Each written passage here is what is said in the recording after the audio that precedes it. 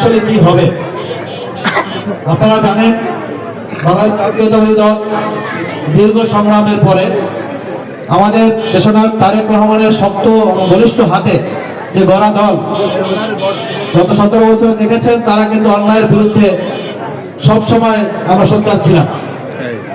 একটা পর্যায়ে ফ্যাসিস্ট আওয়ামী লীগ যখন পতন হয়, পতনের পরে আপনারা দেখেছেন 5 তারিখের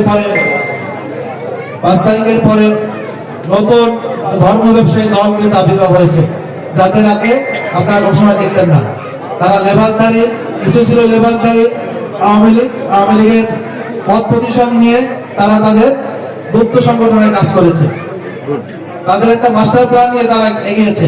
আপনারা কি জানেন যে জামাত ইসলামের হেডকোয়ার্টার হচ্ছে পাকিস্তানে?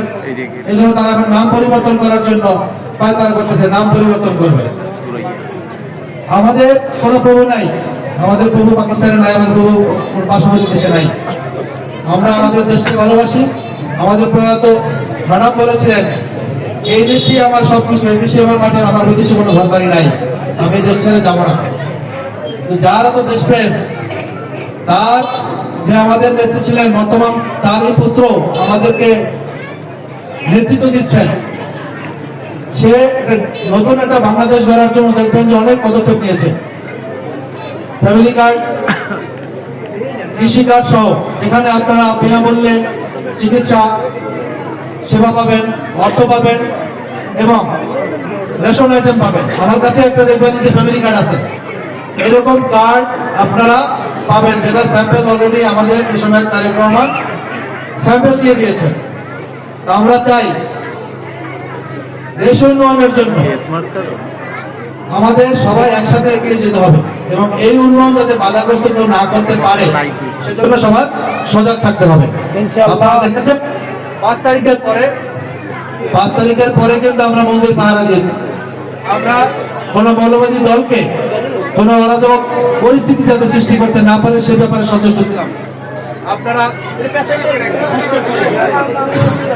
আপনারা এদেশের নাগরিক, সমান অধিকার সবার আছে। আপনারা আমাদের ভাই, আপনারা আমাদের বোন। আপনাদের অধিকার থেকে কেউ বঞ্চিত করুক সে সুযোগ আমরা কেউ দিব না।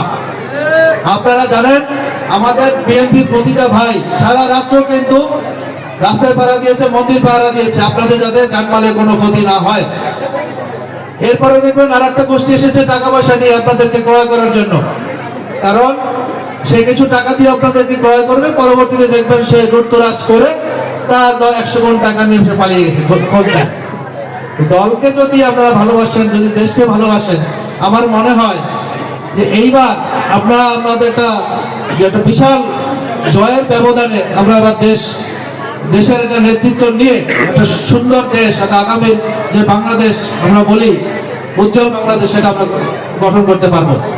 আপনারা জানেন আমাদের ক্যান্ডিডেট সে একজন সুশিক্ষিত লোক, বিদেশে পড়াশোনা করে আসছেন, যার কোনো স্ক্যান্ডাল নাই, কোনো ধরনের কোনো অর্থনৈতিক কোনো কেলেঙ্কারি নাই এবং যে গত 20 বছর যাবৎ ভান্ডারিয়া বিএনপি কিন্তু সে পরিচালনা করে আসছে, একটা সাংগঠনিক লোক। আপনারা মিশলে বুঝতে পারবেন এই জাতীয় লোক যদি আমাদের এখানে দায়িত্ব নিয়ে আসে, আমার মনে হয় না কেউ এখানে কোনো চাঁদাবাজি, কেউ টেন্ডারবাজি, কেউ লুটতরাজ করতে পারবে। আমরা চাই তারেক জিয়ার হাতকে শক্তিশালী করতে।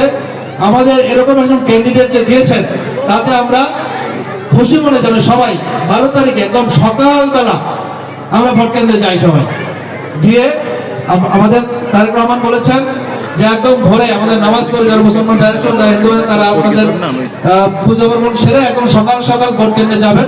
ভোট কেন্দ্রে গিয়ে আপনাদের ভোটটা আগে দিবেন, তারপরে আপনারা ভোট পাহারা দিবেন যেন কোনো মৌলবাদী দল কোনো ধরনের কোনো অরাজক পরিস্থিতি সৃষ্টি করতে না পারে। যদি কেউ করতে আসে, আইন শৃঙ্খলা বাহিনী আছে, আপনারা তাদের হাতে তাদেরকে সাপোর্ট করবেন।